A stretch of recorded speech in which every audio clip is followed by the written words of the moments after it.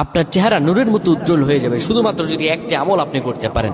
অজু করার সময় পানি যখন আপনার চেহারায় দিবেন, আপনার চেহারায় পানি দেওয়ার সময় শুধুমাত্র একটি দোয়া আপনি পড়বেন, আপনার চেহারা থেকে মেস্তা, ব্রণ এবং চেহারার বিভিন্ন রকম কালো দূর হয়ে যাবে এবং চেহারায় সৌন্দর্য এবং লাবণ্য ফুটে উঠবে এবং চেহারায় যেন নূর চলে আসবে ইনশাআল্লাহ।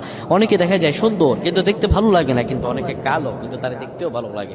এটি হচ্ছে আল্লাহ তাআলার পক্ষ থেকে একটি রহম। চেহারা সৌন্দর্য বৃদ্ধি পাওয়া আল্লাহ তাআলা দোয়া কবুল করার মাধ্যম, চেহারা সৌন্দর্য বৃদ্ধি পাওয়া গুনাহ মাফ হয়েছে এটার মাধ্যম।